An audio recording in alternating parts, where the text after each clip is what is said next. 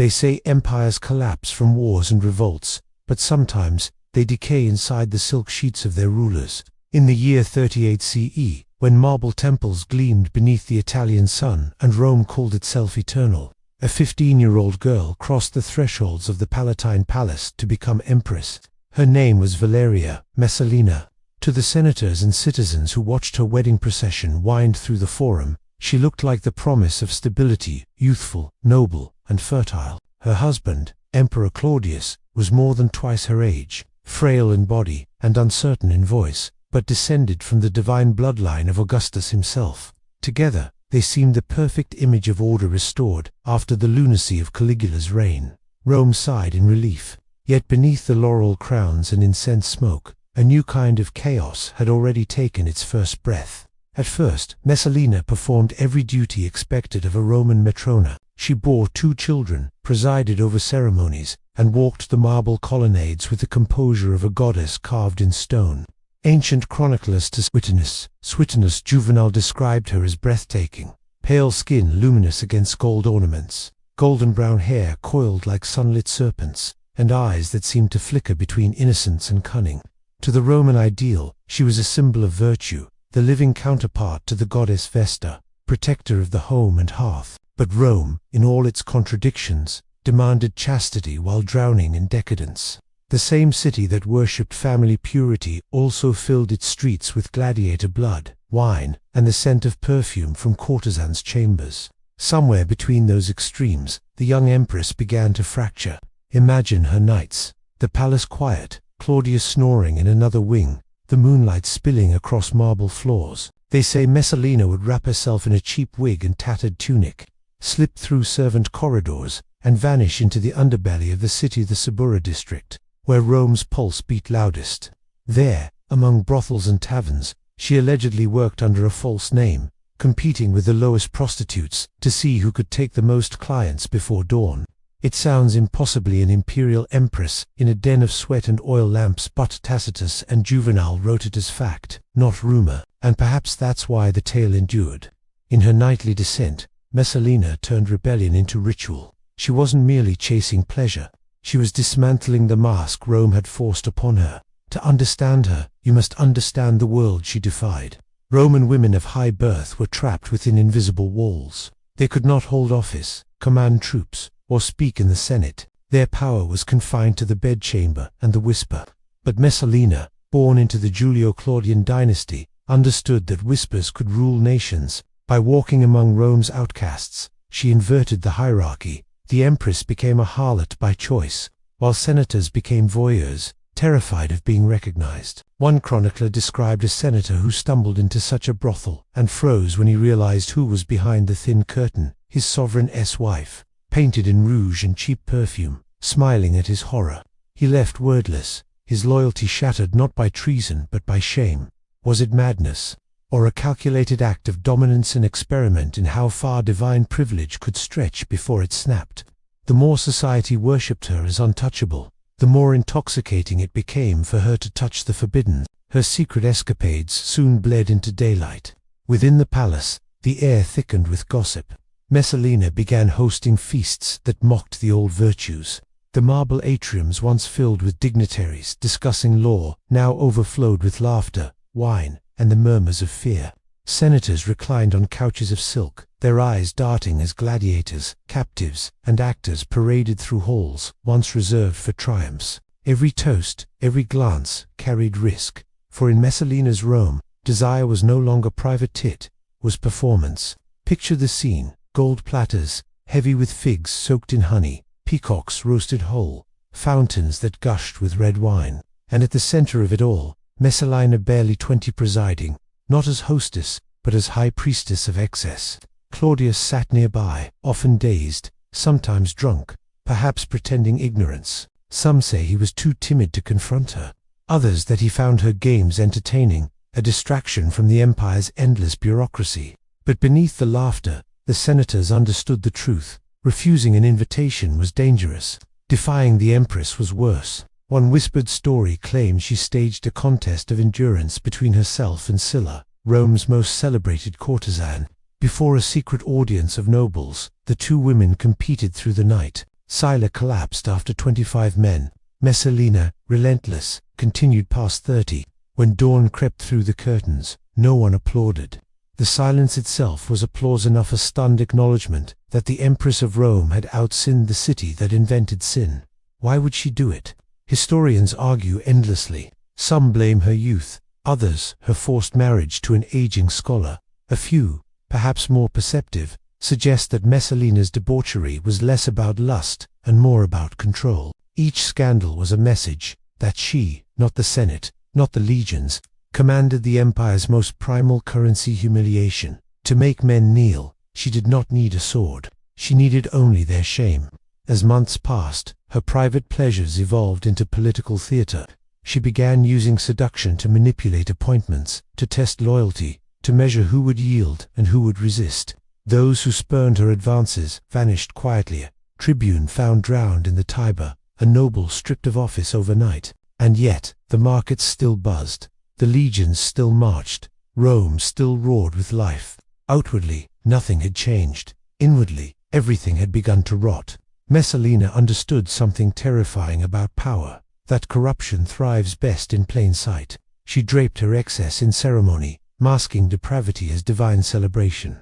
Feasts for Venus turned into orgies. Dances for Bacchus dissolved into chaos. Priestly robes became costumes she tore apart before laughing crowds. To mock the gods was to declare herself their equal.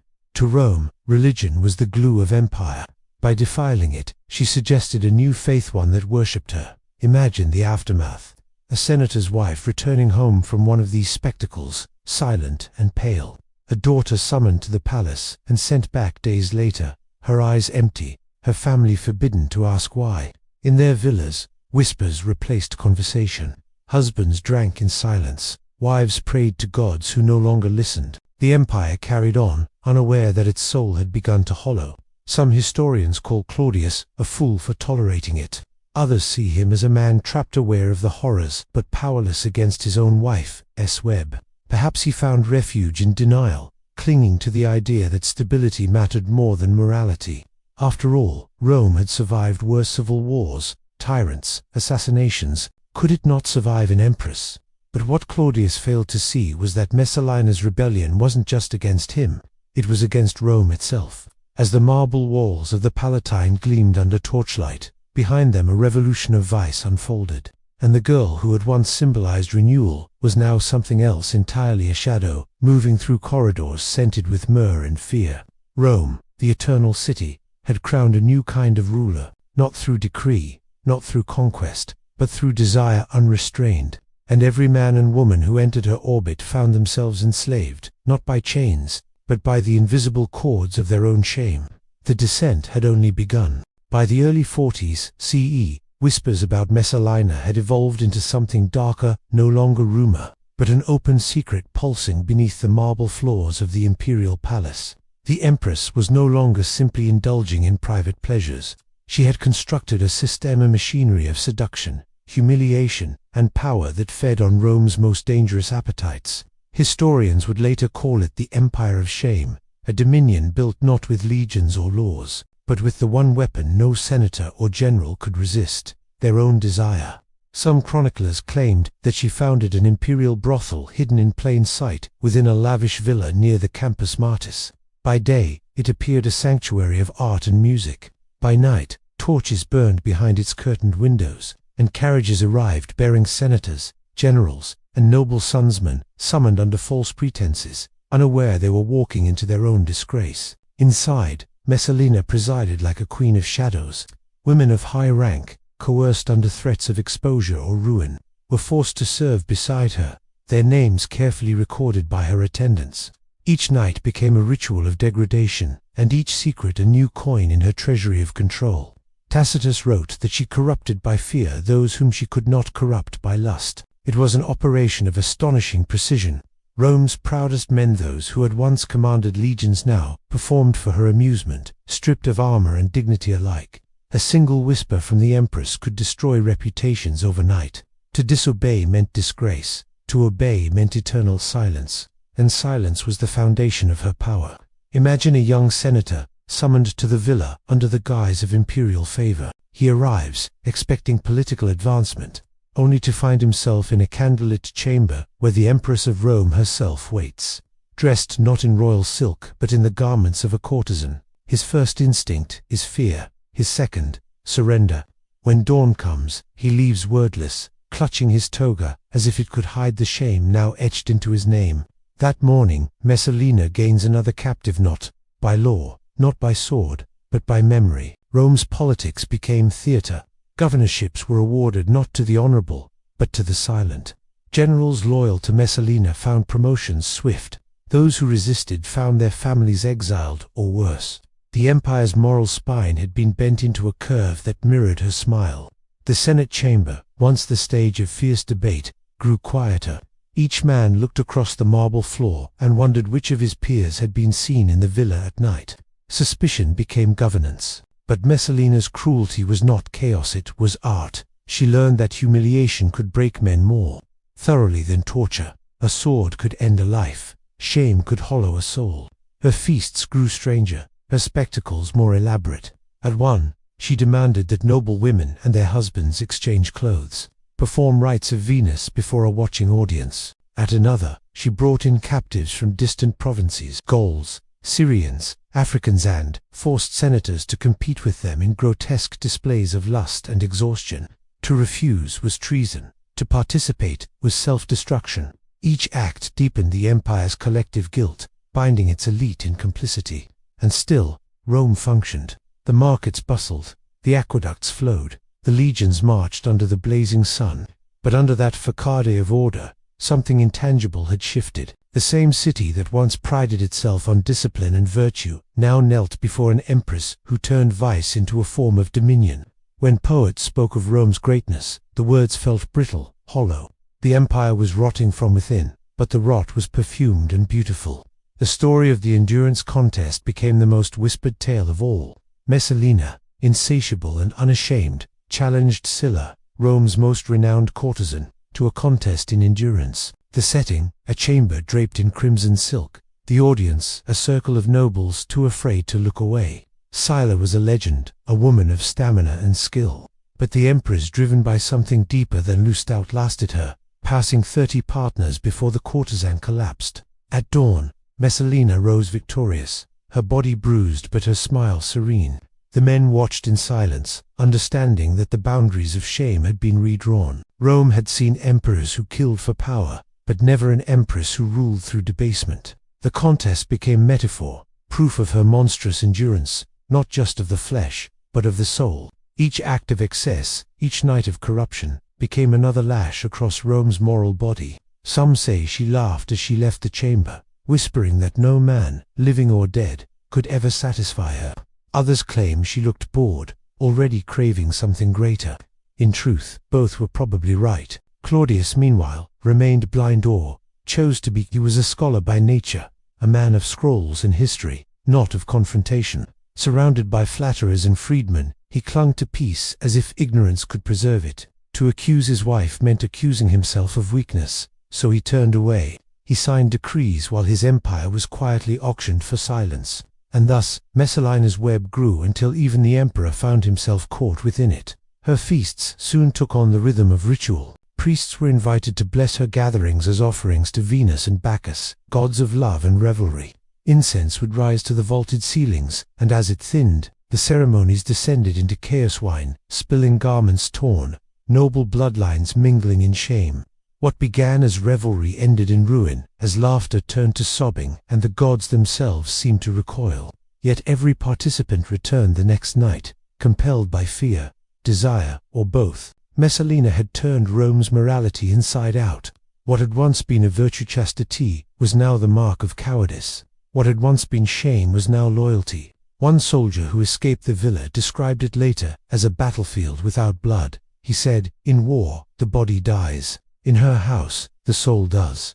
Those words, recorded by a minor historian, may be the truest epitaph of her reign. Messalina ruled through degradation, and every man who left her chamber carried the ghost of that humiliation like a chain around his neck. But decadence breeds enemies. In the barracks, soldiers began to mutter that their leaders had been emasculated in silk. In taverns, Commoners whispered that Rome had lost its gods. Even the slaves, who had seen every cruelty the empire could conjure, began to speak her name with fear, not reverence. The empire was trembling, and at its center, the young woman who once embodied virtue had become the symbol of its decay. Messalina, however, mistook fear for invincibility.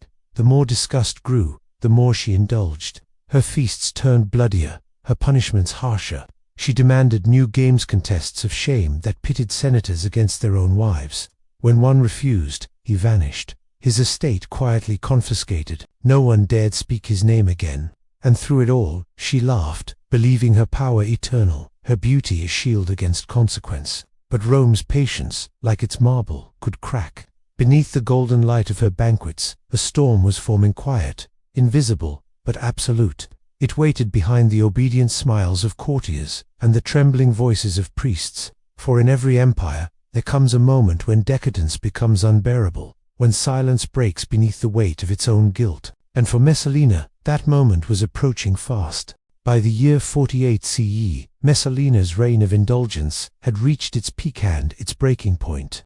The Empress, who once ruled through whispers and silk, now ruled through terror and delirium. Her nights blurred into endless feasts. Her days were spent weaving new intrigues, eliminating rivals, and watching the empire bow beneath the perfume of her power. But power, when unrestrained, becomes its own poison.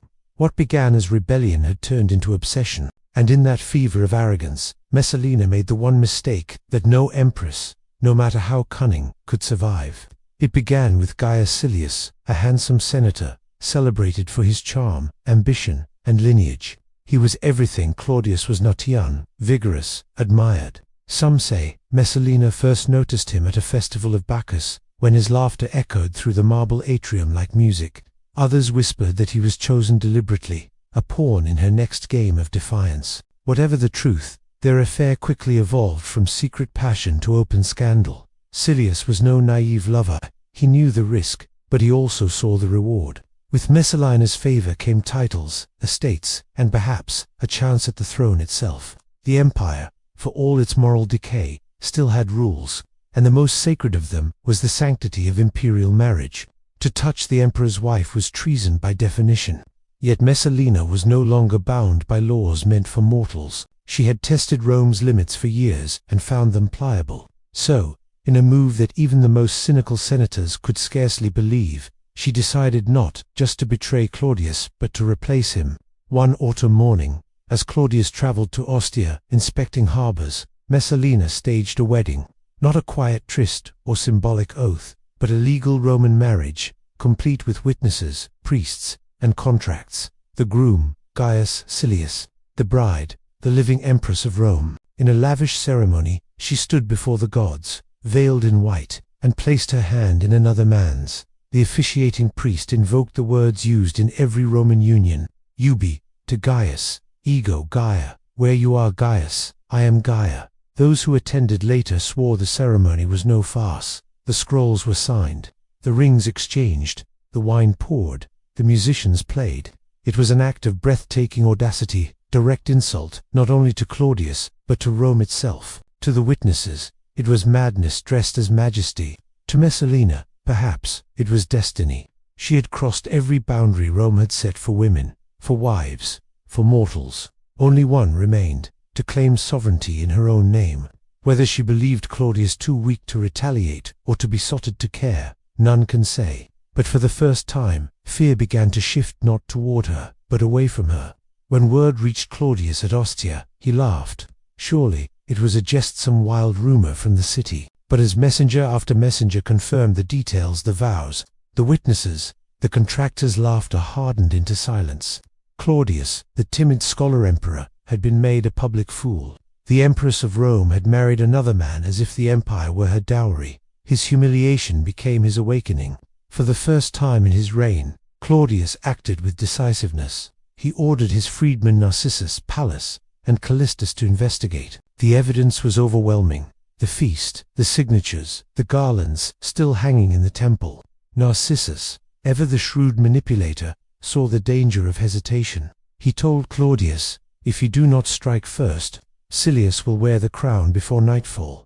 Within hours, Claudius was on his way back to Rome, flanked by loyal guards. The imperial villa, once Messalina's playground, was about to become her tomb. Meanwhile, Messalina realized the tide had turned. Silius urged her to act. "Let us summon the Praetorian Guard," he whispered. "Let us seize power before he returns." But for the first time in years, the Empress hesitated. Perhaps she could not believe that the man who had endured her excesses would dare to destroy her. Perhaps she still thought beauty could disarm rage. As hesitation froze her, Narcissus struck.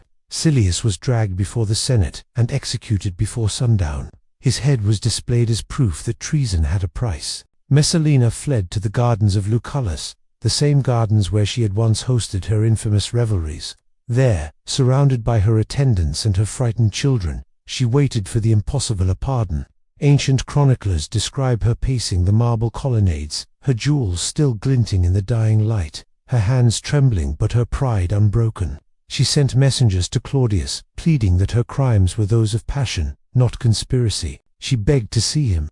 She promised to live in exile, to vanish from Rome. The emperor, torn between rage and sorrow, wavered. Perhaps he might have relented, but Narcissus understood the danger of mercy. If Claudius saw her, he might forgive her, and forgiveness would mean ruin for those who had betrayed her. So the freedman took command of the guard and gave the order Claudius could not end it. When the soldiers arrived at the gardens, Messalina's courage faltered. She tried to take her own life with a dagger, but lacked the strength to drive it through. The officer at her side, a centurion, hardened by war, seized her hand and finished the act. The blade pierced her throat. She fell among the roses, her blood mingling with the petals. The Empress who had enslaved Rome through shame died not in grandeur, but in panic and disbelief. Her last words were never recorded, only the silence of those who watched. Claudius, upon hearing of her death, said nothing. He finished his meal, asked for wine, and spoke only once. "Bring me another cup." Whether it was sorrow or relief, none could tell.